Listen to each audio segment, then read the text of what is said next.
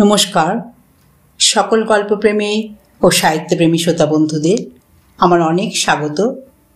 আমার আজকের নিবেদন মানিক বন্দ্যোপাধ্যায়ের একটি গল্প নেকি। পূর্ববঙ্গের মহকুমা শহর সন্দেহ নেই, তবে বিশুদ্ধ নয়। গ্রামের খাদ আছে। চারিদিক ঘুরে এলে মনে হয় এ যেন শহর আর গ্রামের আলিঙ্গনবদ্ধ মূর্তি। বাজার আর আপিস অঞ্চলটুকু দিব্যি শহর। আপ টু ডেট বাজার। কলিকাতায় কোনো নতুন ফ্যান্সি জিনিস উঠলে 1 মাসের ভেতরে স্থানীয় মণিহারি দোকানগুলিতে আত্মপ্রকাশ করে। একটিমাত্র বাঁধানো রাস্তা মাইলখানেক লম্বা, বাজারের বুক ভেদ করে আদালতে গা ঘেঁষে গিয়ে মাটির রাস্তায় আত্মগোপন করেছে। বাজারের কাছে ছোট ছোট কয়েকটা শাখাও আছে। বাজারে কিছু দূরে পাকা রাস্তার ধারে একটি হাই স্কুল, কাছাকাছি পাবলিক লাইব্রেরি, টাউন হল, অফিসারদের ক্লাব, ক্লাব সংলগ্ন টেনিস কোর্ট ইত্যাদি।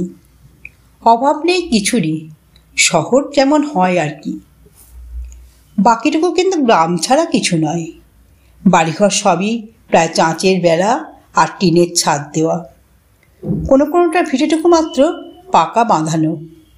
শুধু তাই নয়, গ্রামের যা প্রধান প্রধান লক্ষণ, প্রকাণ্ড প্রকাণ্ড আম কাঁঠালের বাগান, পুকুর, ডোবা, ঝোপ ঝাড়, জঙ্গল, বেদবন থেকে আরম্ভ করে সাপ, ব্যাঙ, শিয়াল, বেজি এবং টিকটিকির রাজ সংস্করণ গোসাপ পর্যন্ত সমস্তই আছে। শহরের পশ্চিম প্রান্তে আগাগোড়া চুনকাম করা একটি পাকা বাড়ি। বাড়িটা বরাবর স্থানীয় প্রথম মুন্সেফ দখল করে থাকেন। এখন আছেন হেমন্ত মুখার্জি। বাড়িটির পেছনে প্রকাণ্ড এক আম বাগান, তারই একদিকে ডোবা সংস্করণ একটি পুকুর। এই গল্পের আরম্ভ ওইখানে। একদিন বেলা প্রায় 10টার সময় 16-17 বছরের একটি মেয়ে স্নান করছিল। পুকুরের চারদিকে প্রকৃতি নিজের হাতে গড়া গাছপালার প্রাচীর, এত ঘন যে 8-10 হাতের ভেতরে এলেও বুঝতে পারা যায় না এখানে পুকুর আছে। আশেপাশে ভারী ঘরও বেশি নেই, একান্ত নির্জন। মেয়েটির শঙ্কা ছিল না। নিত্যকার মতো সমস্ত পুকুরটা সাঁতরে এসে নিশ্চিন্ত চিন্তে অঙ্গ মার্জনা করছিল। হঠাৎ ওপারে নজর পড়তে দেখল বছর 22-23-এর একটি ছেলে, চোখে সোনার চশমা, একটি আম গাছের গুড়ি ঘেঁষে দাঁড়িয়ে আছে। ত্রস্তভাবে নিজেকে আকণ্ঠ নিমজ্জিত করে দিয়ে মেয়েটি সংযত হয়ে নিল। জড়সড় হয়ে তেমনিভাবে গলা পর্যন্ত জলে ডুবে দাঁড়িয়ে রইল। ভাবল ভদ্রলোকের ছেলে সরে যাবে। ছেলেটির কিন্তু নড়বার লক্ষণ দেখা গেল না, তেমনিভাবেই দাঁড়িয়ে রইল। রাগে বিরক্তিতে মেয়েটি ঠোঁট কামড়ে ধরল। এক মুহূর্ত দ্বিধা করে জল থেকে উঠে এলো, তারপর ধীর পদে ছেলেটির কাছে এগিয়ে গেল। ছেলেটি নিবিষ্ট চিত্তে গাছের উপর কি দেখছিল, যেন পৃথিবীর আর কোনো দিকে তার লক্ষ্য নেই। রাগে গা জ্বলে গেল। তিক্ত স্বরে মেয়েটি বললে, দেখুন। ছেলেটি চমকে তার দিকে তাকালো। মেয়েটি বললে, এত দূর থেকে দেখতে আপনার বোধহয় অসুবিধা হচ্ছে। ঘাটের পাড়েই চলুন না, আমার স্নানের এখনো বাকি আছে। আমায় বলছেন? দ্বিতীয় ব্যক্তি তো কারুক্ষে দেখছি না এখানে। আপনি ভদ্রলোকের ছেলে, আপনার যদি এরকম প্রবৃত্তি। রাগে দুঃখে মেয়েটি কণ্ঠরোধ হয়ে গেল। ছেলেটি অকৃত্রিম বিস্ময়ে তার মুখের দিকে তাকিয়ে রইল। মেয়েটি আবার বললে, আর একদিন আপনি উঁকি মারছিলেন, কিছু বলিনি, কিন্তু এই আপনার কোন দেশে ভদ্রতা? আপনার বাধে না? কিন্তু আমরা যে লজ্জায় মরে যাই। মানুষকে এত নিজ ভাবতেও যে কষ্ট হয়। বিবর্ণ মুখে ছেলেটি বললে, এসব আপনি কি বলছেন? আমি? ন্যাকামি।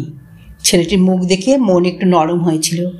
এই ন্যাকামিতে আবার কঠিন হয়ে গেল। কটু কণ্ঠে বললে, অন্যায় বলেছি? 2 চোখ বড় বড় করে দেখুন, আপনাকে আমি লজ্জা করব না? স্নানের সময় গরু মহিষও তো মাঝে মাঝে জল খেতে আসে। ঘুরে দাঁড়িয়ে পা বাড়ালো। পেছনে ব্যাকুল কণ্ঠ শোনা গেল, দাঁড়ান। মেয়েটি ফিরে দাঁড়ালো। আমায় বিশ্বাস করুন, আপনি স্নান করছিলেন, আমি তা দেখিনি। আর একদিনের কথা বললেন, কিন্তু আমি কাল মোটে কলকাতা থেকে এখানে এসেছি। আশেপাশে দিয়ে 2-1টা পাখি মেলে এই আশায় সকালে বন্দুকটা নিয়ে বেরিয়েছিলাম। একটা ঘুঘু এইদিকে উড়ে এসেছিল, কোথায় বসলো তাই দেখছিলাম, আপনাকে নয়। হাতে বন্দুকটা দেখে বললে, এটা দেখে আপনার বিশ্বাস হওয়া উচিত।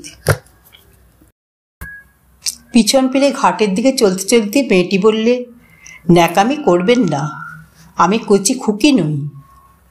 ছেলেটি মুখ কালো হয়ে গেল। সকালবেলার উজ্জ্বল আলো পর্যন্ত যেন এক সুন্দরী তরুণীর দেওয়া কুৎসিত অপবাদের ছাপে মলিন হয়ে উঠল। ছেলেটি নিঃশ্বাস ফেলে সরে গেল। পলাতক ঘুঘুটা চোখের সামনে দিয়ে উড়ে গিয়ে কাছেই একটা ডালে বসল। বন্দুক তুলতে ইচ্ছে হলো না। আঁকামাঁকা সরু পথটি বেয়ে বাগান পার হয়ে খিড়কির দরজা দিয়ে সাদা বাড়িটায় ঢুকলো। বন্দুকটা বড় ঘরের কোণে ঠেস দিয়ে রেখে বিরস মুখে খাটের একধারে বসে পড়ল। মা বললেন, কি স্বীকার করলি রে অশোক? অপবাদ। অপবাদ? বলে খানিকক্ষণ চুপ করে থেকে অশোক বললে, গাঁয়ের মেয়েগুলো ভারী ঝগড়াটে হয় না মা? কারোর সঙ্গে ঝগড়া করে এলি নাকি? অশোক বললে, আমায় করতে হয়নি, একাই করেছে। বাবু স্নান করছিলেন, ঘুঘু খুঁজতে যেই পুকুর পাড়ে গেছি, জল থেকে উঠে এসে যা মুখে এলো শুনিয়ে দিল। ওত পেতে ছিল বোধহয়। বাহ, থাকো তোমরা এখানে, কাল আমি কলকাতায় চম্পট দিচ্ছি। মা বললেন, কোন পুকুর? বাগানের ভেতরটা? অশোক ঘাড় নেড়ে সায় দিল। তবে বোধহয় হৃদয় মুক্তারের ভাগ্নি, খুব সুন্দর দেখলে? দেখলাম না, দেখতেই যা শোনালো, দেখলে বোধহয় খেয়েই ফেলতো। অশোকের ক্রুদ্ধ মুখের দিকে চেয়ে মা হেসে ফেললেন। না রে, ও খুব ভালো মেয়ে, দোষের ভেতর একটু তেজি আর ঠোঁট কাটা। অশোক বললে, মা বললেন, মেয়েদের একটু তেজ থাকা ভালো রে, কাজ দেয়, অন্যায়ও মোটে সহ্য করতে পারে না। অশোক বললে, জানি, খুব ন্যায়বান ও। কাল এলাম আমি এই জঙ্গলে, আর বলে কিনা আর একদিন উঁকি মারছিলেন। চিনতে পারিনি, নেকি তো প্রায় আসে আমার কাছে, চিনলেই দেখিস ক্ষমা চেয়ে নেবে। নেকি? ওর নাম নেকি নাকি? হ্যাঁ, ছেলেবেলার নাকে কাঁদতো বলেও ওর পিসি ওই নাম রেখেছিল। মা হেসে ফেললেন। অশোক বললে, নাকে কাঁদতো? যেরকম বলছিল মা, আমি আরেকটু হলে কেঁদে ফেলতাম। আজ যে সন্ধ্যার পর কালবৈশাখী দেখা দেবে, দুপুরবেলার প্রচণ্ড গুমট সে সত্যটা নিঃসংশয়ে জানিয়ে দিচ্ছিল। কাল বৃষ্টি হয়ে গেছে, আজ ভ্যাপসা গরমে যেন সিদ্ধ করে দিচ্ছে। শুকনো খটখটে গরম বরং সহ্য হয়, এই ভিজে গরম এমন উৎকট লাগে। বিছানায় শীতল পাটি বিছিয়েও অত্যধিক উত্তপ্ত হয়ে অশোক ঘামছিল। মা বাড়ি নেই, কাছেই এক মুন্সেফের বাড়ি বেড়াতে গেছেন। রোদ বৃষ্টিতে আজ যা কিছু আটকাক, মেয়েদের বেড়ানোটা আটকায় না। ছোট ভাই পুলকের সকালে স্কুল, আমবাগানে তার খোঁজ মিলতে পারে। হাতে বইটা টেবিল লক্ষ্য করে ছুঁড়ে দিয়ে অশোক উঠে বসল। ভিজে তোয়ালে দিয়ে সর্বাঙ্গের ঘাম মুছে অর্ধন্মুক্ত বাতায়ন পথে বাইরের গুমট স্তব্ধ পৃথিবীর ওপর সূর্যালোকের নিষ্ঠুর অত্যাচারের দিকে চেয়ে রইল। দুপুরবেলা, কিন্তু চারিদিকে গভীর রজনীর স্তব্ধতা ব্যক্ত হয়ে আছে। প্রকৃতির অস্বাভাবিক গাম্ভীর্য যেন স্পর্শ করা যায়, অনুভূতির সীমার মাঝে যেন আপনি হাত বাড়িয়ে ধরা দিতে চায়। রাত দুপুরের যা নিজস্ব, আজ দিন দুপুরে চমৎকার মানিয়ে গেছে। হঠাৎ চাপা দীর্ঘশ্বাসের মতো সামান্য একটু বাতাস বয়ে যেতেই ভেজানো দরজাটা মৃদু শব্দ করে খুলে গেল। মুখ ফিরিয়ে চাইতেই অশোক অবাক হয়ে দেখল, খান দুই বই হাতে করে নেকি উঠোন দিয়ে আসছে। ভিজে চুল পিঠের উপর ছড়িয়ে রয়েছে, রোদের হাত থেকে বাঁচবার জন্য শাড়ির আঁচলটুকু মাথায় তুলে দিয়েছে। বড় ঘরে উঁকি মেরে অশোকের মাকে না দেখে মাসিমা বলে ডাক দিয়ে নেকি অশোকের ঘরের সামনে এসে দাঁড়ালো। বিছানার উপরের লোকটির দিকে নজর পড়তেই সে রীতিমতো চমকে উঠল। আপনি? ও হ্যাঁ, ঠিক। অশোক গম্ভীরভাবে বললে, মা বাড়ি নেই। বাড়ি নেই? বই দুখানা ফেরত দিতে এসেছিলাম। জানালা দিয়ে বাইরের দিকে দৃষ্টি রেখে অশোক বললে, ও ঘরের টেবিলের উপর রেখে যান। নেকির যাবার লক্ষণ দেখা গেল না। সেইখানে দাঁড়িয়ে সপ্রতিভভাবে প্রশ্ন করলে, আপনি অশোকবাবু না? তাহলে কালকে ঘুঘুর কথাটা বিশ্বাস করতে হলো। নেকির মুখের দিকে চেয়ে অশোক বললে, আমার সৌভাগ্য।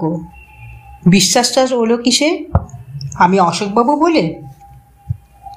মৃদু হেসে নেকি বললে, হ্যাঁ, মাসিমার কাছে আপনার কথা এত শুনেছি যে বিশ্বাস না করে উপায় নেই। আপনার আসবার কথা জানতাম, রাগের মাথায় খেয়াল ছিল না। এখানকার কোনো ফাজিল ছোঁড়া মনে করেছিলাম আপনাকে। বেশ করেছিলেন। আপনি ভীষণ চটেছেন দেখছি। অশোক কথা বললে না। নেকি বললে, চটার কথাই, মিথ্যে অপবাদ কে আর সইতে পারে? আচ্ছা, আমি হাত জোড়ে ক্ষমা চাইছি, তাতে হবে তো? হবে। কেউ বাড়ি নেই, বিকালে হেলে ভালো করতেন। অর্থাৎ আপনি এখন যান, এই তো? অশোক নির্বিকার উদাসীন কণ্ঠে বললে, সেই রকম মানেই তো দাঁড়ায়। নেকির মুখ ম্লান হয়ে গেল। কথা না খুঁজে পেয়ে বললে, তাড়িয়ে দিচ্ছেন? না না, তাড়াবো কেন? অতখানি অভদ্রতা করতে পারি আপনার সঙ্গে? আমার বলবার উদ্দেশ্য। অশোক থেমে গেল। উদ্দেশ্য? উদ্দেশ্য মরুক, আসল কথা কি জানেন? আপনাকে আমি ভয় করি। হয়তো বলে বসবেন, একলা পেয়ে আপনাকে আমি অপমান করেছি। বাকি তো রাখলেন না কিছু। এ অপমান নয়, অন্যরকম। অভদ্র উক্তি, কুৎসিত ইঙ্গিত, চারদিকের নির্জনতা, অন্যরকম অপমানের অর্থটাকে এমনই স্ফুটতর করে তুলল যে অপমানে নেকির মুখ লাল হয়ে উঠল। বই দুটি মেঝের উপর ছুঁড়ে দিয়ে বললে, আপনি চাষা। নিজের মনে ময়লা থাকলে সমস্ত পৃথিবীটাকে কালো দেখায়। স্নানের ঘাটেই পরিচয় পেয়েছি বলে ঝড়ের মতো চলে গেল। মিথ্যা অপবাদের জ্বালা আছে, তাতে রাগ হওয়াটাও আশ্চর্য নয়। কিন্তু এইবার অশোক স্পষ্ট উপলব্ধি করল সে ভুল করেছে। শ্রদ্ধা যার প্রাপ্য, তাকে দিয়েছে অপমান। সে না হয় নজর দিতে যায়নি, কিন্তু অমন কি কেউ যায় না? বাঙালির মেয়ে লজ্জায় মাটির সঙ্গে মিশিয়ে গিয়ে কোনো রকমে ক্ষুধিত দৃষ্টির সম্মুখ থেকে নিজের দেহটা সরিয়ে নিয়ে যায়। অমন মুখোমুখি অন্যায়ের বিরুদ্ধে দাঁড়াতে পারে কটি মেয়ে? ঘৃণায় নাসিকা কুঞ্চিত করে কটি মেয়ে একান্ত নির্জনে একজন অপরিচিত যুবকের মুখের উপর বলতে পারে, আপনি গরু, মহিষ, আপনাকে আমি লজ্জা করব না? আজ তুচ্ছ আত্মাভিমানের বশে সেই মেয়েটিকে সে অপমান করেছে, তাও সে যখন ক্ষমা চেয়েছে তখন। বিকালে দু ভাইকে খাবার দিয়ে মা বললেন, তোর নেকিতে দুদিন এলো না কেন রে পুলক? পুলক আমে কামড় দিয়েছিল, আমটা সরিয়ে সংক্ষেপে জবাব দিল, দাদা বকেছে বলে আবার আমটা মুখে তুলল। দাদা বকেছে? সত্যি নাকি রে অশোক? আবার ঝগড়া হয়েছে তোদের? কি হয়েছিল? অশোক বললে, পরশু তুমি বাড়ি ছিলে না? দুপুরবেলা বই হাতে করে এসে হাজির। যেমনই বলেছি মা বাড়ি নেই, বিকেলে আসবেন, যা মুখে এলো বলে চলে গেল। সবটুকু দোষ অশোক নির্বিকারে নেকির ঘাড়ি চাপিয়ে দিল। এমনি করে মানুষ নিজের অন্যায় করার জ্বালার সান্ত্বনা খোঁজে। বেদনা দেওয়া সহজ, আঘাত করা ততোধিক। কিন্তু অমন একটা সহজ কাজ করেও সুখ মেলে না। সুন্দরী এবং তরুণী তার হাসি ভরা মুখখানি যে কথার আঘাতে ম্লান করে দিয়েছিল, এই স্মৃতিটা কাঁটার মতো ক্রমাগত বিঁধে চলে। মা বললেন, কি ছেলে মানুষের তোরা করছিস অশোক? নেকি তো গায়ে পড়ে ঝগড়া করার মেয়ে নয়। না, খুব ভালো মেয়ে। রোদ পড়ে এলে পুলককে নিয়ে অশোক বেড়াতে বার হলো। আমবাগানের পরেই বিস্তৃত মাঠ, আলে আলে পায়ে পায়ে গড়ে ওঠা সরু পথটি দিয়ে চলতে তার এমনিই ভালো লাগে। মাঝে মাঝে লাঙল দেওয়া ক্ষেতে নেমে পড়ে, মাটির ঠেলাগুলি পায়ের নিচে গুঁড়িয়ে যায়। ক্ষেতগুলি সমস্ত দিন বৈশাখের বেহিসাবি সূর্যের তাপ চুরি করে সঞ্চিত করে রাখে। সূর্য বিদায় নিলে মৃদুভাবে সেই তাপ বিকীর্ণ করে। অশোক সর্বাঙ্গ দিয়ে সেটুকু অনুভব করে। চষা মাটির অস্পষ্ট সুবাস তার মনকে উদাস করে দেয়। পুলকে হাত ধরে চলতে চলতে অশোক ভাবে, এমনিভাবেই মাটি যেন নিজেকে চিনিয়ে দিতে চায়। নিশ্চল জড় যেন বলতে চায়, সারা জগতের জীবনের রস যোগাই আমি, আমায় চিনে রাখো। মাঠের পরে বাড়ি থেকে মাইলখানেক তফাতে ছোট্ট একটা নদী। এখন স্রোত নেই, স্থানে স্থানে জল জমে আছে, বাকিটুকু বালিতে বোঝাই। সাদা ধপধপে বালি। এককাল স্রোতের নিচে ছিল, জলের গতি নিপুণ শিল্পীর মতো অপূর্ব নকশা এঁকে দিয়েছে। কোথাও বালির বুকে ঢেউয়ের ছবির হুবহু ছাপ পড়েছে, কোথাও বিচিত্র রেখার সমাবেশে সূক্ষ্ম আলপনা গড়ে উঠেছে। এমনই সূক্ষ্ম, এমনই কোমল যে দেখলে মনে হয় আঁকলো কে। অশোক নিত্য এখানে এসে বসে। পায়ের দাগে বালির কারুকার্য নষ্ট হয়ে যায়। অশোক ব্যথিত হয়ে ওঠে। অথচ ওই কারুকার্য 99% জনের চোখেই হয়তো পড়ে না। তুচ্ছ বলে নয়, সূক্ষ্ম সৌন্দর্য আবিষ্কার করবার মানুষের একটা বিপুল অক্ষমতা আছে বলে। অশোক আজ সেখানেই বাজছিল। আমবাগানের ভেতরে একটা মোটা গাছের গুঁড়ি পাক দিতেই অশোক আর নেকি একেবারে মুখোমুখি পড়ে গেল। কাপড় গামছা নিয়ে নেকি স্নান করতে যাচ্ছিল। চোকাচুকি হতেই তার মুখের ভাব কঠিন হয়ে উঠল। নিঃশব্দে একপাশে সরে গিয়ে সে অশোককে পথ করে দিল। অশোক এগিয়ে গেল, কিন্তু পুলক নেকির সামনে দাঁড়িয়ে বললে, আর যে আমাদের বাড়ি যাও না নেকিদি। দাদা আর কিচ্ছু বলবে না, মা বকে দিয়েছে। অশোক এগিয়ে গিয়েছিল, দাঁড়িয়ে ডাকলো, পুলক আয়, দেরি হয়ে গেছে।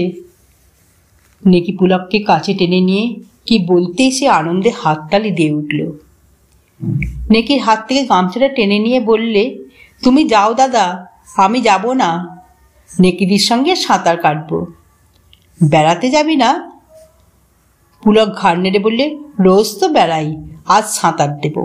তুমিও এসো না দাদা, 3 জনে সুইমিং রেস দেব। নেকিদির সঙ্গে পারবে না তুমি? অশোক ধমক দিয়ে বললে, এই অবেলায় পচা ডোবায় স্নান করলে অসুখ হবে পুলক। এখন বেরিয়ে আসি, কাল সকালে বড় পুকুরে সাঁতার কাটবো। পুকুরে ছোট বড়ত্বের জন্য পুলকের মাথা ব্যথা ছিল না। নেকিদির সঙ্গে সাঁতার দিতে পেলেই সে সুখী। নেকির গা ঘেঁষে দাঁড়িয়ে তার একটা হাত চেপে ধরে দাদার প্রস্তাবে প্রবল আপত্তি জানিয়ে দিল। নেকি তার হাত ধরে পুকুরের দিকে অগ্রসর হলো। অশোক ক্রুদ্ধ হয়ে বললে, এই অবেলায় ওকে যে পচা ডোবায় স্নান করাবার জন্য না চালেন, অশোক হলে দায়ী হবে কে? মুখ না ফিরিয়ে নেকি জবাব দিল, আমি। ওর অভ্যাস আছে। অভ্যাস আছে কিরকম? ও কি গেঁয়ো ভূত যে পচা ডোবায় স্নান করা অভ্যাস থাকবে? গেঁয়ো ভূত না হোক, শহুরে বাবু নয় বলে নেকি পুলককে নিয়ে মোটা আম গাছটার ওদিকে অদৃশ্য হয়ে গেল। শহুরে বাবু? মেয়েটা শেষ পর্যন্ত তাকে শহুরে বাবু ঠাউরালো নাকি? নিতান্ত চোটে যতদূর সম্ভব দূরে দূরে পা ফেলে হনন করে বাগান পার হয়ে অশোক মাঠে পড়ল। মাঠে বেড়ানোর আনন্দটুকু মাঠে মারা গেল। অশোক ভাবলে, কি খুবক্ষণেই মেয়েটার সঙ্গে দেখা হয়েছিল। সন্ধ্যার অন্ধকার একটু অস্বাভাবিক রকম ঘন হয়ে এলো। সেদিকে অশোকের নজর পড়ল না। নজর পড়লে নদীর চড়ায় বসে থাকবার মতো সাহস তার হতো না। ঈশান কোণের জমাট বাঁধা কালো ছায়াটি যেরকম দ্রুত বেগে আকাশে অর্ধেকটা ঢেকে ফেললে, তাতে আর অল্পক্ষণের ভেতরেই যে সমস্ত আকাশ ঢেকে ফেলবে সে বিষয়ে সন্দেহ করবার উপায় রইল না। হলেও তাই। আকাশ যখন প্রায় সবটা ঢাকা পড়েছে, তখন অশোক হঠাৎ ব্যাপারটা উপলব্ধি করল। তৎক্ষণাৎ উঠে দাঁড়িয়ে বাড়ির দিকে পা বাড়িয়ে দিল। যতবার শঙ্কিত দৃষ্টি তুলে আকাশের ভয়ানক কালো ভয়ানক গম্ভীর মূর্তির দিকে চাইল, ততবারই তার গতিবেগ বেড়ে গেল। নেকি তো নেকি, ঝড় শুরু হবার আগে কোনো রকমে বাড়ি পৌঁছানোর চিন্তা ছাড়া অন্য সব কথা তার মন থেকে বেমালুম লুপ্ত হয়ে গেল। এ সময় একরকম নিত্যকার ব্যাপার হলেও ইতিপূর্বে পূর্ববঙ্গের কালবৈশাখীর যে পরিচয় পেয়েছিল, তাতে নির্জন মাঠের সেই কালবৈশাখীর সঙ্গে মুখোমুখি দাঁড়াবার কল্পনা করেই সে ভয় পেয়ে গেল। জমাট বাঁধা অন্ধকারকে শিউরে দিয়ে বিদ্যুৎ চমকে উঠল। অশোকের দ্রুত চওড়া দৌড়ানোতে পরিবর্তিত হয়ে গেল। অশোক পুরী গিয়েছিল, দূর থেকে সমুদ্র গর্জন কেমন শোনায় জানত। পিছন থেকে সেই রকম একটা অস্পষ্ট গর্জন কানে আসতেই সে বুঝতে পারল কালবৈশাখী তাড়া করে আসছে এবং তাকে ধরে ফেলতে মাত্র 2-3 মিনিটের ওয়াস্তা। হাঁপ ধরে গিয়েছিল। দৌড়ে বিশেষ লাভ নেই, বরং উঁচু নিচু মাঠের ভেতর অন্ধকারে আছাড় খাওয়ার আশঙ্কা পুরো মাত্রায়। বাধ্য হয়ে দৌড়ানো বন্ধ করে অশোক দ্রুত চলা শুরু করল। আর একবার বিদ্যুৎ চমকাতে অশোক দেখলে আমবাগান তখনও 5-7 মিনিটের পথ। আমবাগান ঝড় তো ধরে ফেলবে ঠিক, তখন আমবাগানের ভেতর দিয়ে যাওয়াটা কি বুদ্ধিমানের কাজ হবে?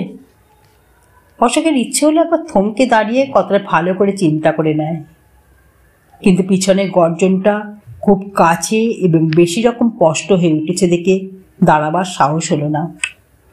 আর দ্বিতীয় পথের সন্ধান তো সে রাখে না। অন্য সময় ঘণ্টাখানেক ধরে খুঁজে অন্য দিক দিয়ে ঘুরে যাবার ভালো রাস্তা আবিষ্কার করা হয়তো সম্ভব হতো, কিন্তু এখন সারা রাত ধরে খুঁজলেও যে সে পথের খবর মিলবে না তা ঠিক। আমবাগান ছাড়া পথ নেই। কাঁচা পাকা ঢের ফল গাছগুলি খাইয়েছে, আর যদি নিতান্তই চাপা দেয় কি আর করা যাবে। পিছন থেকে মহা করবর করতে করতে ঝড় এসে অশোককে এমনি ঝরে ধাক্কা দিল যে মুখ থুবড়ে পড়তে পড়তে কোনো রকমে সামলে নিল। আর জোরে চলবার চেষ্টা করবার প্রয়োজন হলো না, বাতাসেই অশোককে ঠেলে নিয়ে চলল। ঠিক যেন ভোজবাজি শুরু হয়ে গেল। চিরকাল মাথা উঁচু করেই আছে, কিন্তু গাছগুলি পর্যন্ত শটান শুয়ে পড়বার জন্য আকুলি ব্যাকুলি শুরু করে দিল। লাখখানেক ঢাকঢোল বাজিয়ে প্রকৃতি যেন বিদকুটি রকমের ওয়্যার ডান্স আরম্ভ করে দিল। সব ভেঙে চুরমার করে ঠান্ডা হবে। মেঘের সংযম রইল না, ফোঁটা ছেড়ে ধারাপাত আরম্ভ হয়ে গেল। পতনশীল বাড়িধারা নিয়ে পাগলা হাওয়া এমনই খেলা শুরু করে দিল যে দেহের অনাবৃত অংশের স্পর্শেন্দ্রিয় দিয়ে এবং বিদ্যুতের আলোতে দর্শনেন্দ্রিয় দিয়ে ভালো করে অনুভব করে অশোকের ইচ্ছে হতে লাগলো সেই মাঠের ভেতরেই মুখ গুঁজে শুয়ে পড়ে। ঝড়ের শব্দ তো আছেই, তার উপরে আকাশে মেঘে দিয়ে অজস্র চকমুখে ঠুকে আলো জ্বালাবার অবিশ্রাম চেষ্টায় ক্রমাগত যে আওয়াজ হতে লাগলো, তাতে অশোকের শ্রবণেন্দ্রিয় সংজ্ঞারা হয়ে পড়বার উপক্রম করল। আমবাগানের শেষ প্রান্তে হৃদয় মুক্তারের বাড়ি। অশোকের পথ তার রান্নাঘরের পাশ দিয়ে। চাঁচের বেড়ার গায়ে বসানো জানালার পাশে আসতেই সুতীক্ষ্ণ কণ্ঠ শোনা গেল, অশোকবাবু দাঁড়ান। অশোক থমকে দাঁড়ালো। নেকি অশোকের প্রতীক্ষাতেই রান্নাঘরের জানলায় চোখ রেখে দাঁড়িয়েছিল। ডাক দিয়ে বাইরে বেরিয়ে অশোকের কাছে গিয়ে দাঁড়ালো। বলল, গলা চিরে ডেকেছি, যে শব্দ ভাবলাম বুঝি শুনতেই পাবেন না, ঘরে চলুন। না, মা ভাববেন।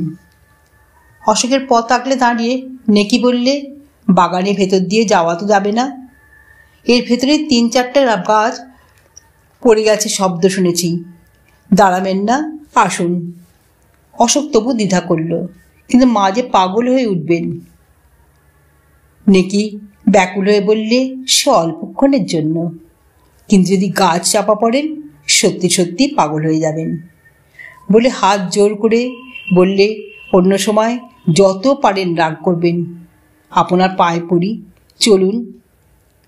আকাশে বিদ্যুৎ চমকে গেল। সেই আলোতে নেকির মুখের যে ব্যাকুল ভাবটা অশোকের চোখে পড়ল, তাতে আর দ্বিধা করবার অবকাশ রইল না। বললে, চলুন।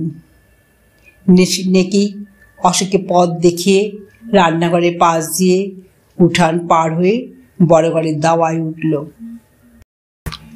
দরজা বার থেকে শিকল লাগানো ছিল। ক্ষিপ্র হস্তে শিকল খুলে ফেললে। ঘরে প্রদীপ জ্বলছিল। দরজা খুলতেই বাতাসে নিভে গেল। অশোককে হাত ধরে ঘরের ভেতর নিয়ে গিয়ে নেকি বললে, দাঁড়ান, আলো জ্বালছি। ঘরের একদিকে তাক হাতড়ে একটা ল্যাম্প নিয়ে এসে বললে, আপনার কাছে দেশলাই আছে? না। সিগারেট খান না? না। খুব ভালো ছেলে তো। না, আপনার সঙ্গে তাহলে পারা গেল না দেখছি। রান্নাঘরেই যেতে হলো। থাকুন অন্ধকারে চুপটি করে দাঁড়িয়ে, বলে নেকি বাইরে চলে গেল। দেশলাই নিয়ে ফিরে এসে চৌকাটের বাইরে দাঁড়িয়ে বললে, হাত বাড়িয়ে দেশলাই নিয়ে আলোটা জ্বেলে ফেলুন অশোকবাবু। একবার তো দুজনেই খানিকটা করে জল ঢেলেছি। সর্বাঙ্গে যেরকম ধারা বইছে, এবার ঘরে ঢুকলে মেঝেতে নদী বয়ে যাবে। নিকষ কালো আধার, কিন্তু তারই ভেতর নেকির হাতের দুগাছি সোনার চুরির রান্নাঘরে অদৃশ্যপ্রায় আলোয় চিকচিক করছিল। দেশলাই নিয়ে অশোক একটা কাঠি জ্বালিয়ে বললে, একেবারে ভিজে গেছেন যে। সেটা উভয় তো, পরে দুঃখ করা যাবে। বাতিটা জ্বালুন। আলো জ্বালে অশোক বললে, মেঝেটা সত্যিই ফেসেছে। তা হোক, মুছে নিলেই হবে। আলনা থেকে লাল পেরে শাড়িটা দিন। বাক্স না খুললে আবার আপনার কাপড় জুটবে না। অশোক শাড়িটা এনে দিলে। বারান্দার একদিকে একটু ঘেরা ছিল। শাড়ি নিয়ে নেকি সেখানে চলে গেল। অশোকের জামা কাপড়ের অতিরিক্ত জলটুকু ইতিমধ্যে প্রায় সবটাই ঝরে গিয়েছিল, কিন্তু ভিজে জামার আলিঙ্গনটা বড়ই বিশ্রী লাগছিল। জামাটা খুলে হাতে নিয়ে নেকির প্রতীক্ষায় ঘরের মাঝখানে দাঁড়িয়ে অশোক একবার চারদিকে চোখ বুলিয়ে নিল। প্রকাণ্ড ঘর। একপাশে দুটি বড় বড় খাট জোড়া লাগিয়ে পাতা রয়েছে। তাতে যে বিছানা আছে, খাটের অর্ধেকটাও আবৃত করবার সাধ্য তার নেই। সেকেলে আসবাব যেমন বিরাট তেমনি গদাকার। এক কোণে গোটা 20-25 হাঁড়ি কলসি, তাতে সংসারের চাল ডাল থাকে বোঝা গেল। পুরনো রংচটা একটা কাঠের আনলা, সোজা দাঁড়াবার ক্ষমতা নেই, হেলে পড়েছে। ফর্সা, মলিন, আস্ত এবং ছেঁড়া নানা রকমের নতুন পুরাতন ধুতি, শাড়ি, সেমিজ যত্ন করে গোছানো রয়েছে। চাঁচের বেড়ার গায়ে বাঁশের পেরেকে একটা আয়না ঝুলছে। কাছেই একটা চিরুনি গোঁজা। আয়নার নিচে একটা টুল, তার কাছে হাতল ভাঙা কাঠের চেয়ার। একটা আম কাঠের সিন্দুক একটা কোণের সবটুকু দখল করে আছে। মাথা নিচু করে অশোক খাটের নিচে উঁকি মারল। ধুলোয় মলিন বড় বড় পিতলের হাঁড়ি, কলসি, ডেকচি ইত্যাদি থেকে আরম্ভ করে ধুলো, কুলো, ধুচুনি পর্যন্ত সেখানে জমা হয়ে আছে। সোজায় দাঁড়াতেই দরজার কাছে নেকি খিলখিল করে হেসে উঠে বললে, ভূত দেখছিলেন নাকি? না, বাঘ। অন্তত একটা শেয়াল যে খাটের নিচে। চোখ তুলে অর্ধপথে সে থেমে গেল। মন থেকে রাগের জ্বালা নিঃশেষে মুছে গিয়েছিল।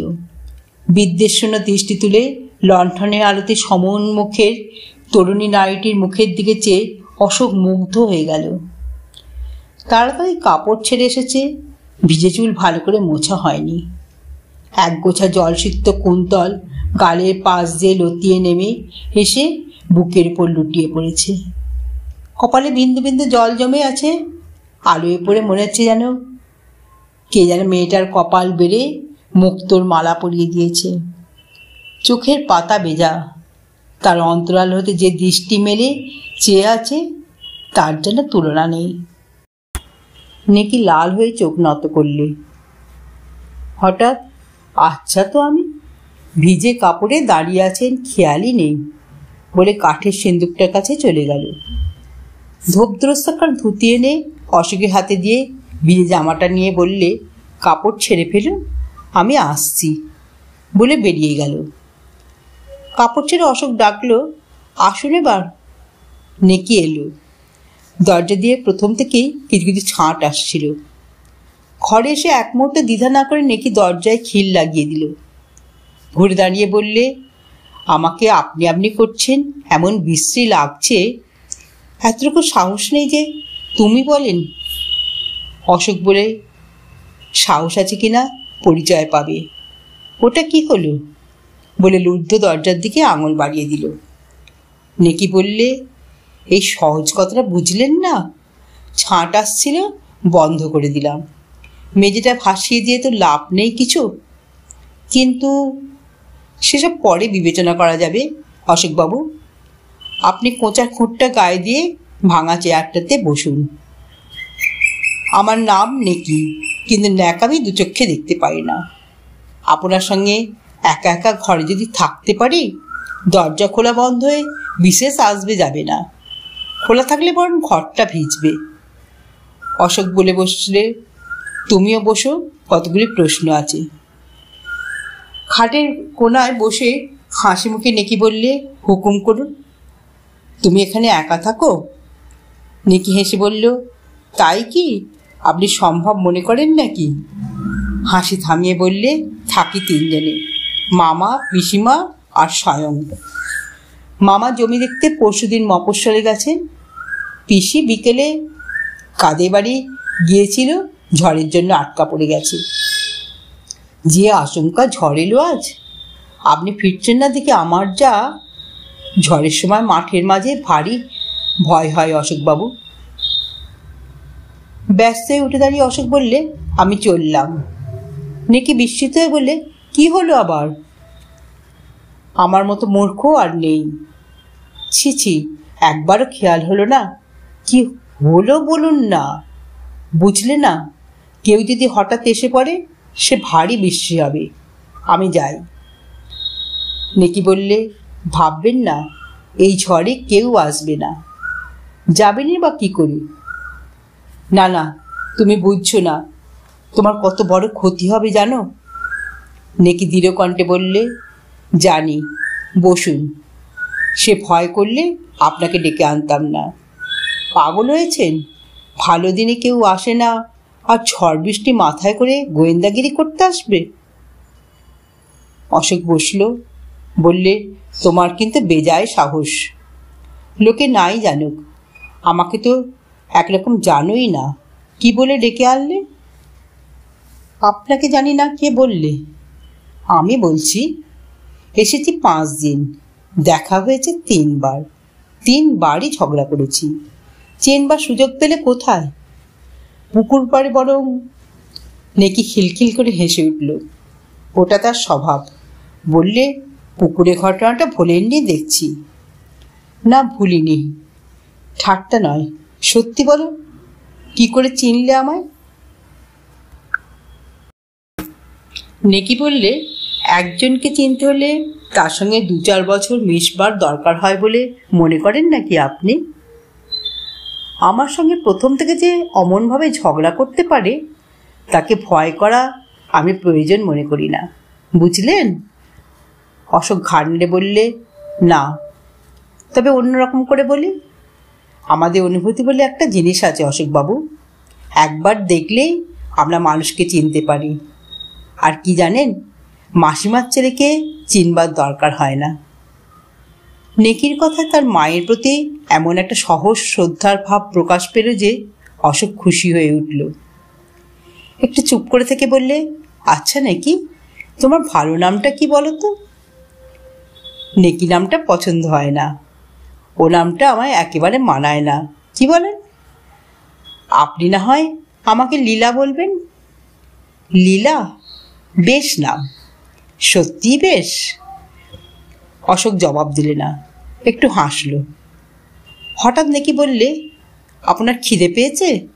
আমা খাবেন? অশোক ঘাড় নাড়ল। আম খাবেন না? তাহলে কি দিই? কাল সন্দেশ করেছিলাম, গোটা চারে কাছে বোধহয়, তাই খান তবে। অশোক আবার ঘাড় নাড়ল। ঘাড় নাড়ছেন যে কালি? ইচ্ছেটা কি? ইচ্ছে কিছু না খাওয়া। বাড়ি থেকে যতদূর সাধ্য খেয়ে বার হয়েছিলাম, খিদে নেই। নেকি মুখ গোঁজ করে বললে, রাগ হলো? আচ্ছা দাও, খাবো। থাক, খিদে না থাকলে খেতে নেই। অশোক তৎক্ষণাৎ বললে, খিদে যেন পাচ্ছে বলে মনে হচ্ছে, এতক্ষণ বুঝতে পারিনি, কি দেবে দাও, খেয়ে নি। নেকি হাসি মুখে খাবার নিয়ে এলো, শুধু সন্দেশ নয়, আমও কেটে দিল। ঘরেই ছিল, কোণের কলসি থেকে জল গড়িয়ে দিল।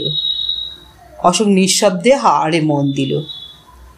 নেকি বললে, খেতে খেতে কথা বলুন, চুপ করে থাকতে ভালো লাগে না। কি বলবো? যা খুশি। যা খুশি নয়, অশোক নেকির কথাই পারল। একটু একটু করে নেকির জীবনে যে ইতিহাস সে শুনল তাতে অবাক হয়ে গেল। বড়লোকের মেয়ে, কলকাতায় বাবার ব্যবসা ছিল। মা কবে মারা গিয়েছিলেন নেকির মনে নেই, পিসি তাকে মানুষ করেছে। কী সব কারণ ঘটেছিল নেকি জানে না। তার যখন 16 বছর বয়স, ব্যবসা ফেল করল।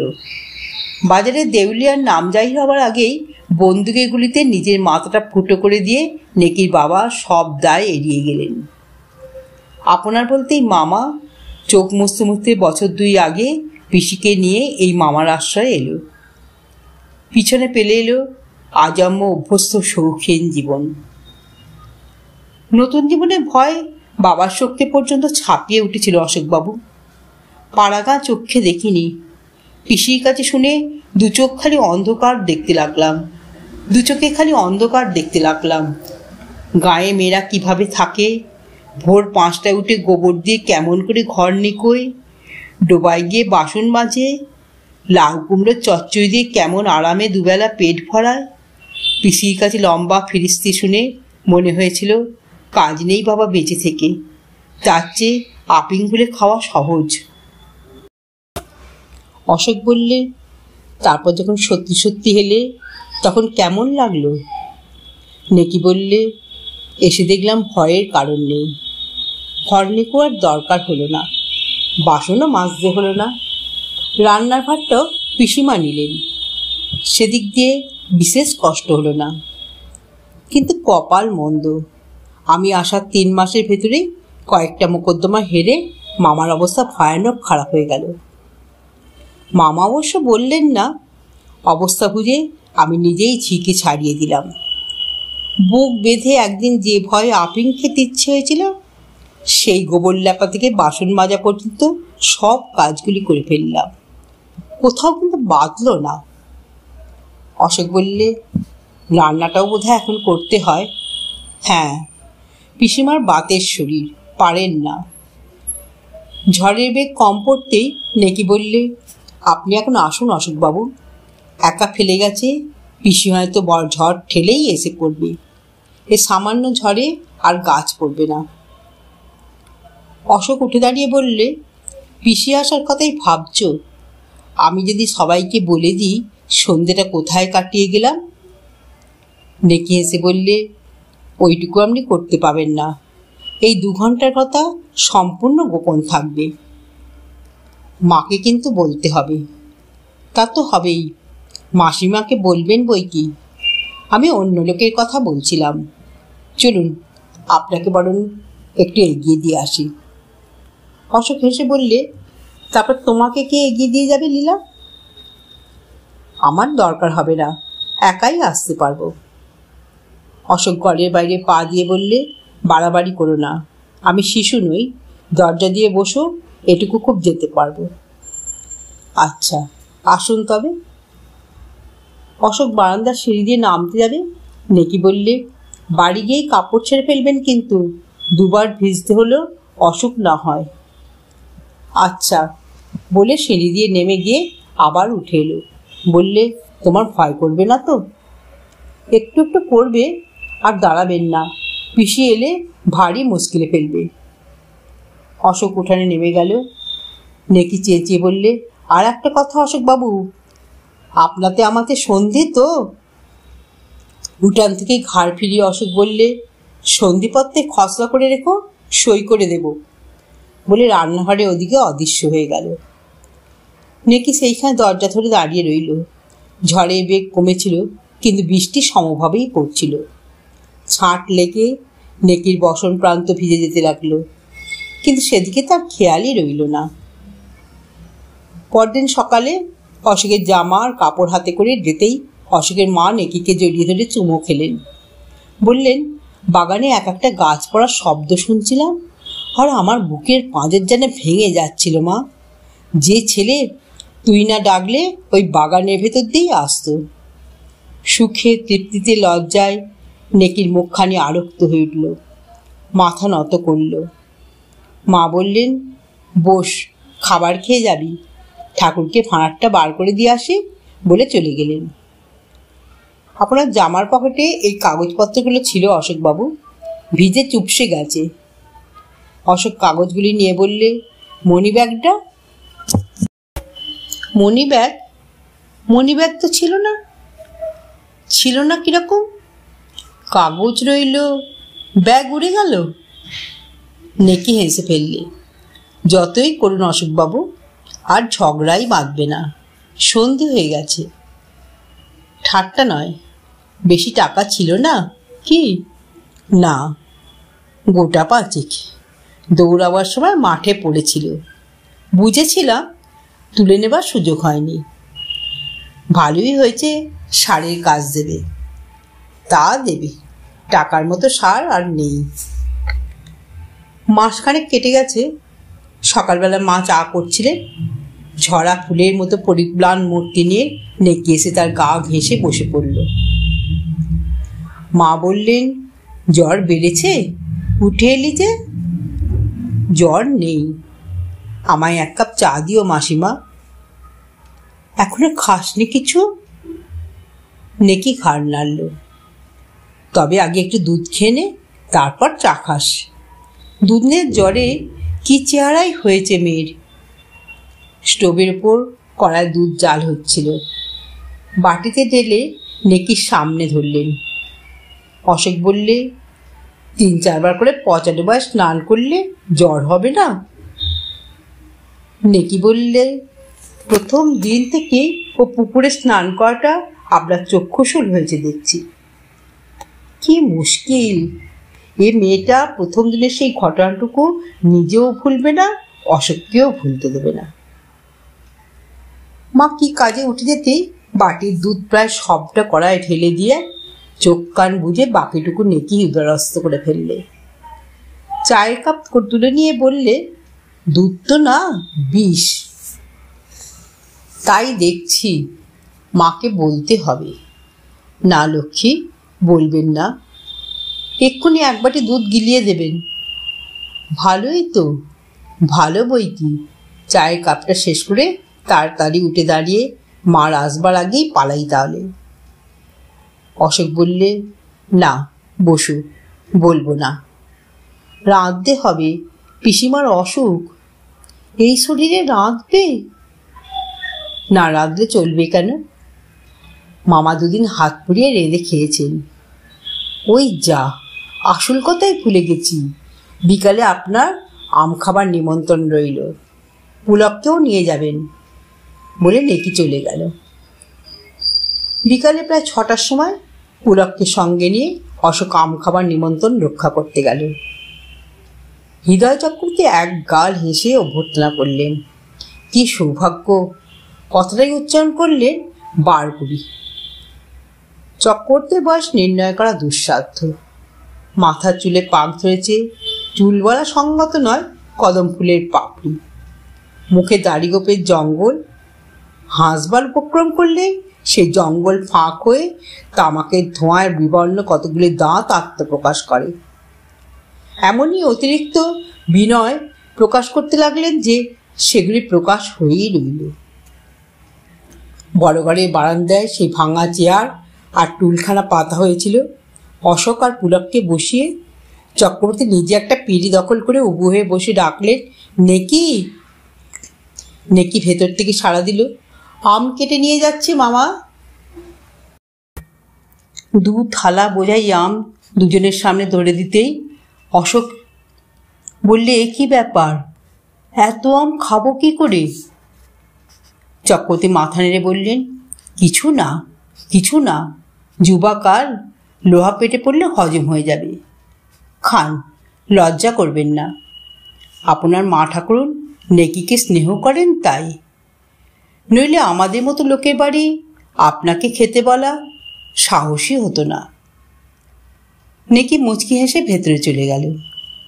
কি যে বলেন বলে অশোক একটা আম মুখে তুলে নিলে। বললে, খা পুলক, উনি যখন ছাড়বেন না, যা পারি খাই, বাকি নষ্ট হবে। চক্রবর্তী মুক্তার মানুষ, বকতে পারেন। আসর সরগরম করে রাখলেন। অশোক কখনো হুঁ দিয়ে কাজ সারতে লাগলো, কখনো বললে নিশ্চয়, কখনো মৃদু হেসে বললে তা বই কি। বিষয় থেকে বিষয়ান্তরে ভ্রমণ করে চক্রবর্তী কলিকালের লোকের ধর্মজ্ঞানহীনতা এবং উৎকট লোভপরায়ণতার কথা কীর্তন করলেন। বললেন, আদালতের এত মামলা মোকদ্দমা কি জন্য মশাই? ওই লোভ, মিথ্যে সাক্ষী তৈরি করে কার বিঘে জমি আছে তাই আত্মসাৎ করবার চেষ্টা। কেন রে বাবু, পরের জিনিস নিয়ে টানাটানি কেন? নিজের যা আছে তাই নেড়ে চেড়ে কা না। অশোক ঘাড় নেড়ে সায় দিলে, তা বই কি। এইবার চক্রবর্তীর এই চিন্তার উৎসমুখের সন্ধান পাওয়া গেল। একটা পাজি লোক তার 5 বিঘে জমি যে কীরকমভাবে আত্মসাৎ করবার উপক্রম করছে এবং অশোকের বাবার কাছে এই মিথ্যে দাবির মোকদ্দমা রুজু করেছে, সবিস্তার বর্ণনা করে চক্রবর্তী ফোঁস করে একটা নিঃশ্বাস ফেললেন। শুনে অশোক আন্তরিক দুঃখ প্রকাশ করলে। থালা অর্ধেক খালি করে ঠেলে দিতেই চক্রবর্তী হাত জোর করলেন। অশোক ব্যস্ত হয়ে বললেন, ও কি, ও কি, সত্যি বলছি, আর খাবার ক্ষমতা নেই, নইলে ফেলে রাখতাম না। লোকটার প্রতি অশ্রদ্ধায় অশোকের অন্তর পূর্ণ হয়ে গেল। বাপের বয়সী ভদ্রলোক বিনয়ের ছলে নিজেকে ক্রমাগত হীন করে ফেললেন দেখে অত্যন্ত বেদনাবোধ অনুভব করলেন। জোর হাতেই চক্রবর্তী নিবেদন করলেন, তবে 2টি সন্দেশ মুখে দিন বলে হঠাৎ ক্রুদ্ধ হয়ে হাঁকলেন, নেকি, নেকি। নেকি নিঃশব্দে চৌকাঠের কাছে এসে দাঁড়ালো। 2টো আম ফেলে দিলেই হবে? এ কি হেজি পেজি লোক পেয়েছিস? বাপের তো টাকা ছিল, এটুকু শিক্ষাও হয়নি। সন্দেশগুলো কি তোর জন্য এনেছে নাকি? 4টে প্রশ্ন। নেকি নতমুখে শুধু সন্দেশের সংবাদটাই দিল। সন্দেশ নেই। নেই? কি হলো, পাখা গজিয়েছে? আছে, দেওয়া যাবে না। হাঁড়ি ভেঙে সন্দেশ মাটিতে পড়ে গিয়েছিল। হাঁড়ি ভাঙল কেন? তাকের উপর ছিল, বিড়ালে ফেলে দিয়েছে। বলে চক্রবর্তী স্তব্ধ হয়ে গেলেন। অশোক হেসে বললে, বিড়াল ভালো কাজ করেছে। এর ওপর সন্দেশ খেলে ডাক্তার ডাকতে হতো। চক্রবর্তী সক্ষেদে বললেন, 16-17 বছর বয়স হলো, কোনো দিকে যদি নজর থাকে। আপনার জন্য কত যত্ন করে আনা, হায় হায়, আগেই জানি অদিষ্ট আমার নিতান্তই মন্দ। অশোকের ভাগ্যে সন্দেশ জুটল না, সেজন্য চক্রবর্তীর অদিষ্ট মন্দ হতে যাবে কেন ভেবে অশোকের হাসি পেল। লোকটির কি অপূর্ব বিনয়। চক্রবর্তী বলে চললেন, অদিষ্ট মন্দ না হলে এমনটা হয়? 7 পুরুষের জমি আমার, তাতে আর একজন ভোগা দেবার চেষ্টা করে। আপনার বাবার কাছে যতক্ষণ মোকদ্দমা আছে ভাবনা নেই। উনি বিচক্ষণ হাকিম, চট করে সাজানো মামলা ধরে ফেলবেন। কিন্তু তা কি থাকবে? দেবে হয়তো এক দরখাস্ত ছেড়ে। কোন কাঠখোট্টা হাকিমের হাতে গিয়ে পড়বে ঈশ্বরই জানেন। সন্ধ্যার অন্ধকার ঘনিয়ে আসছিল। অশোক উঠে দাঁড়িয়ে বললে, আজ আসি চক্রবর্তী মশাই। চক্রবর্তী উঠে দাঁড়ালেন। আসবেন? যা তোমার নেকি, একটা আলো নিয়ে সঙ্গে। না না, আলো লাগবে না, এখনো তেমন অন্ধকার হয়নি, এটুকু বেশ যেতে পারবো। চক্রবর্তী জিভ কেটে বললেন, আরে বাস রে, তা কি হয়? গ্রীষ্মকাল, জঙ্গলের ভেতর দিয়ে পথ, একটা লণ্ঠন নিয়ে এগিয়ে দিয়ে আসুক। অশোকের ইচ্ছা হলে বলে, আপনি আলো নিয়ে চলুন না মশাই। রোগা মেয়েটাকে না হয় নাই পাঠালেন। এরকম ইচ্ছা দমন করতে হয়। অশোকও করল। নেকি একটা আলো জেলে নিয়ে তার সঙ্গে চলল। বাগানের মাঝখানে হঠাৎ থমকে দাঁড়িয়ে নেকি বললে, অশোকবাবু, আমার একটা অনুরোধ রাখবেন? অশোক হেসে বললে, মস্ত ভূমিকা। অনুরোধ ছোট হলে চলবে না। ছোট নয়। নেকি একটা ঢোক গিললে। আলোটা এমনভাবে ধরলে যে মুখ তার অন্ধকারেই রইল। একটু চুপ করে থেকে বললে, মামা যে জমির কথা বলছিলেন সেটা সত্যি সত্যি আমাদের। আপনার বাবাকে একটু বলবেন? সম্মুখে সাপ দেখলে মানুষ যখন চমকে ওঠে, অশোক তেমনি চমকে উঠল। অন্য অবস্থায় অনুরোধটা অশোকের কাছে এত কদর্য ঠেকত না। সরলভাবে নেকি যদি অনুরোধ জানাতো, অশোক মৃদু হেসে তাকে বিচারকের কর্তব্যের কথা বুঝিয়ে দিত। নেকির অজ্ঞতায় কৌতুক অনুভব করত। কিন্তু এই যে ষড়যন্ত্র, তাকে ভুলিয়ে আদর দিয়ে যত্ন দিয়ে নেমন্তন্ন করে খাইয়ে সতরকমভাবে ঘনিষ্ঠতার বন্ধনে বাঁধবার চেষ্টা করে এমনিভাবে এই নির্জন আমবাগানে এই অনুরোধ করার আর কোনো অর্থই তো হয় না। টাকা নয়, কিন্তু আদর যত্নও তো ঘুষের রূপ নিতে পারে। হয়তো এই মেয়েটার রূপ চক্রবর্তী নিজের মুখে না জানিয়ে সন্ধ্যার অন্ধকারে নির্জনে সুন্দরী তরুণীকে দিয়ে এই অনুরোধ করার আর কি মানে হয়? ঘৃণায় অশোকের অন্তর সংকুচিত হয়ে গেল। গম্ভীর কণ্ঠে বললে, তোমার এই অনুরোধের অর্থ জানো? নেকির গলা কেঁপে উঠল। আমরা বড় গরিব অশোকবাবু। অন্য সময় কণ্ঠস্বর শুনলে অশোকের হয়তো করুণা হতো, এখন হলো রাগ। বললে, গরিব বলে তোমাদের জন্য আমাকে অন্যায় করতে হবে নাকি? অন্যায় তো নয়, জমিটা আমাদের। আমার কথা আপনার বিশ্বাস হলো না? তিক্ত স্বরে অশোক বললে, না, হয় না। হলেও জমি তোমাদের কি অন্যের?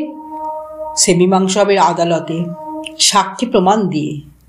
তোমার অনুরোধ যে আমাকে আর আমার বাবাকে কতদূর অপমান করতে পারে সে ধারণা তোমার নেই বলেই নিঃসংকোচে জানাতে পারলে।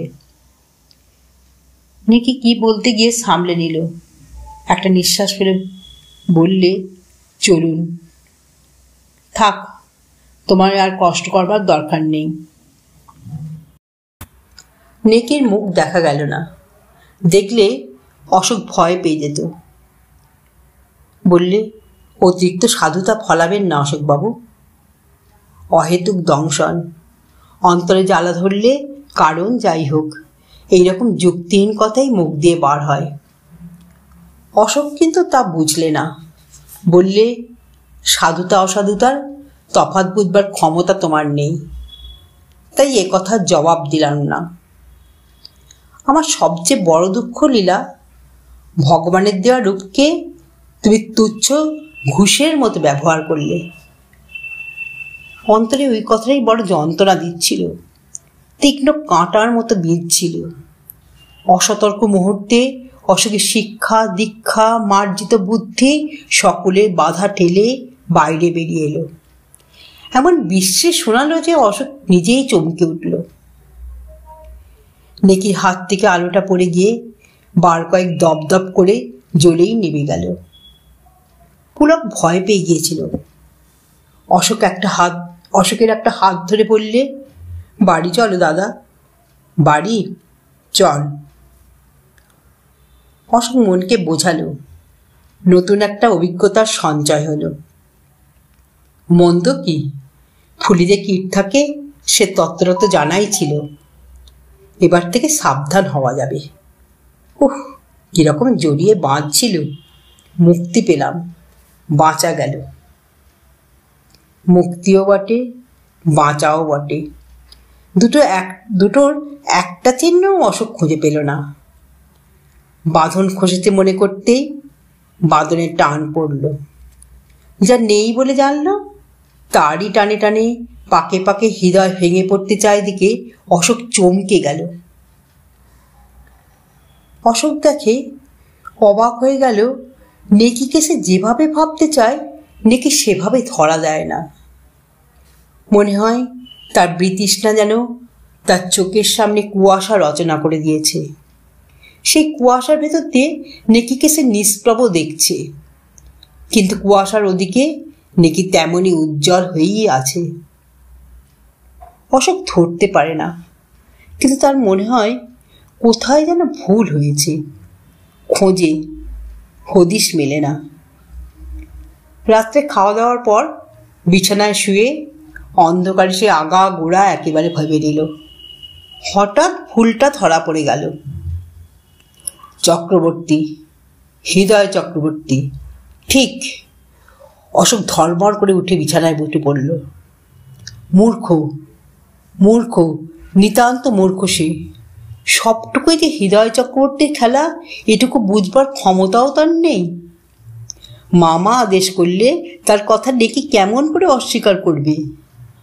আজ 1 মাস যার সঙ্গে পরিচয়, যার চরিত্রের এতটুকু অংশ তার কাছে গোপন নেই, তাকে কি করে এতক্ষণ হীন বলে সে মনে করল? নেকির তো বিন্দুমাত্র অপরাধ নেই। অশোকের বুক থেকে মস্ত একটা ভার নেমে গেল। বন্ধনের যে দড়িদড়াগুলো এতক্ষণ বেদনা দিচ্ছিল, হঠাৎ সেগুলো হয়ে গেল ফুলের মালা। খুব পরে ঘুম ভাঙতেই অশোক আমবাগানে চলে গেল। পুকুরধারে ঘাটের কাছে একটা তাল গাছ কাত হয়ে পড়েছিল। তার কুড়ির উপর বসে সরু বাঁকাপত্রের দিকে চেয়ে রইল। একগোছা বাসন হাতে নিয়ে ঝোপ ঘুরে পুকুরের তীরে এসে অশোকের দিকে নজর পড়তেই নেকি থমকে দাঁড়িয়ে পড়ল। এক রাতে তার উপর দিয়ে ঝড় বয়ে গেছে।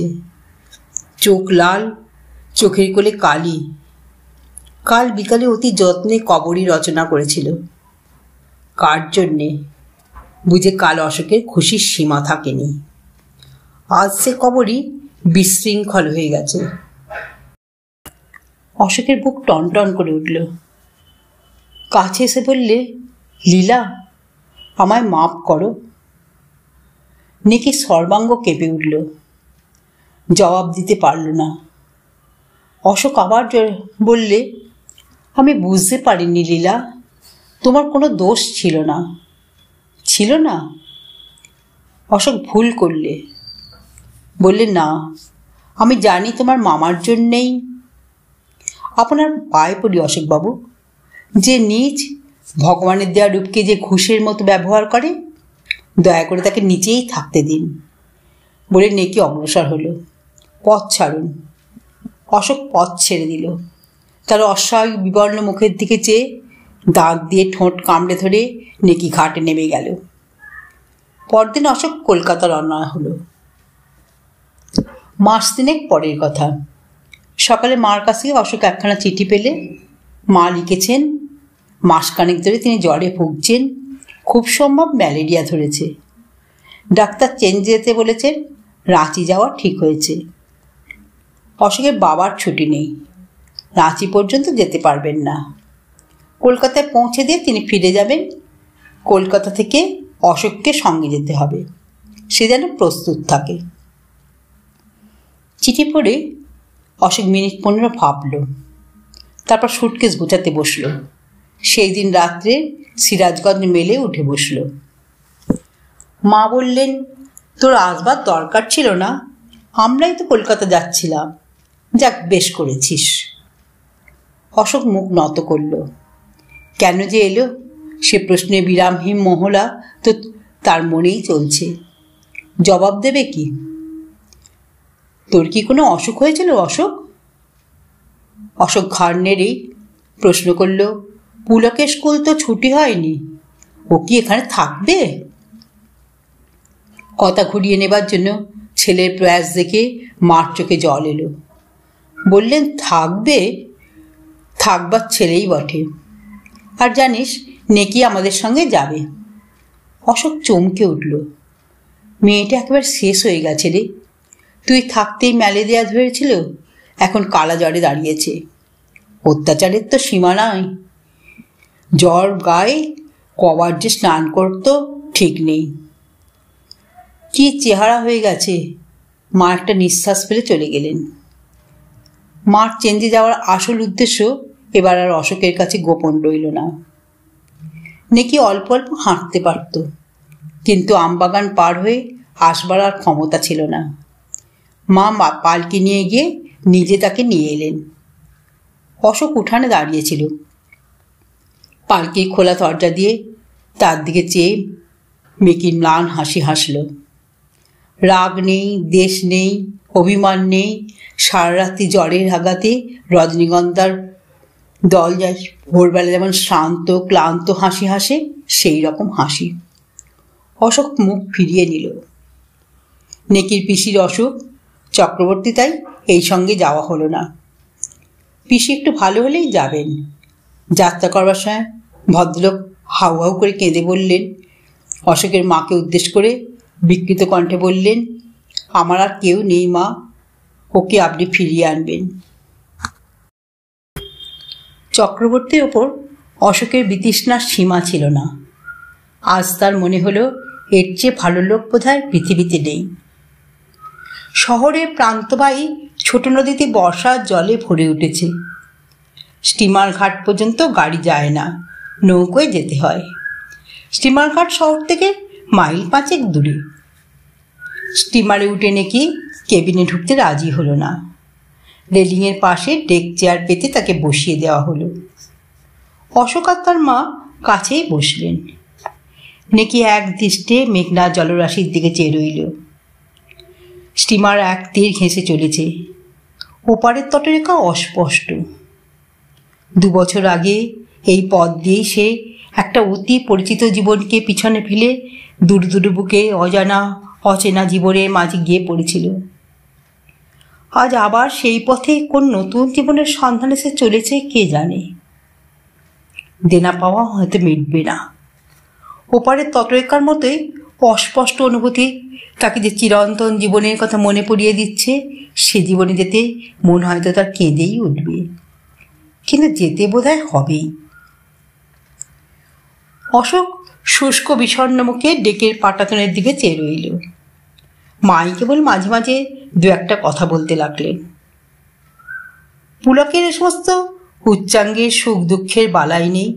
রেলিংয়ে ভর দিয়ে তন্ময় হয়ে সে ঢেউয়ের ওঠা নামা দেখতে লাগলো। হঠাৎ উঠে দাঁড়িয়ে মা বললেন, তোরা গল্প কর অশোক, আমার ভারী মাথা ধরেছে, কেবিনে একটু ঘুমিয়ে নিয়ে গে। মা উঠে যেতেই অশোকের মুখের দিকে চেয়ে নেকি হাসল, যেন বলতে চায়, রাগ তো তোমারও নেই আমারও নেই, তবে কথা বলছো না কেন?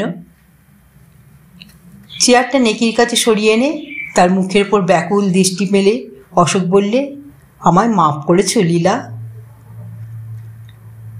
নেকি তেমনিভাবে হেসে বলল, মাফ করবার কিছু নেই, সেসব আমি ভুলে গেছি। তুচ্ছ ব্যাপারকে বড় করে দেখবার আর আমার শক্তিও নেই, সময়ও বোধহয় নেই। অশোকের চোখে জল এলো। বললে, আমি তোমায় শেষ করে দিলাম লীলা। নেকি তাড়াতাড়ি বললে, না না, ও কথা বলো না। হঠাৎ আকাশের দিকে আঙুল বাড়িয়ে বললে, কতগুলো সাদা পাখি কেমন সার বেঁধে চলেছে দেখো, বক তো নয়। অশোক দেখলে, বললে, না, বুনো হাঁস। হাঁস? ও মা, এ আবার কিরকম হাঁস? আচ্ছা, ওরা দল বেঁধে কোথায় চলেছে? বেড়াতে বেরিয়েছে বুঝি? অশোক বুঝলে একেবারে নেকির পাশে সরে গেল। নেকির একখানা হাত নিজের হাতের ভেতর গ্রহণ করে বললে, ওদের তো বাড়িঘর নেই, ওরা বেরিয়েই বেড়ায়। তুচ্ছ কথার অন্তরালে অনাড়ম্বর চেষ্টায় এতদিনের বিচ্ছেদের সংকোচ মুছে ফেলাই সব থেকে সহজ। সত্যি বাড়িঘর না থাকা কিন্তু বেশ না? বাতাসে একরাশি রুক্ষ চুল নেকির মুখের উপর এসে পড়েছিল। অশোক সযত্নে চুলগুলি সরিয়ে দিলে। আরামে নেকির চোখ বুজে এলো। নিঃশব্দে অশোকের আঙুলের মৃদু স্পর্শটুকু সমস্ত মন দিয়ে উপভোগ করে চোখ মেলে অশোকের মুখের দিকে চেয়ে লজ্জিত সুখের হাসি হেসে বললে, ঘুম পাচ্ছে, ঘুমোই। ঘুমো। নেকির হাতখানি হাতের মুঠোতেই ধরা রইল।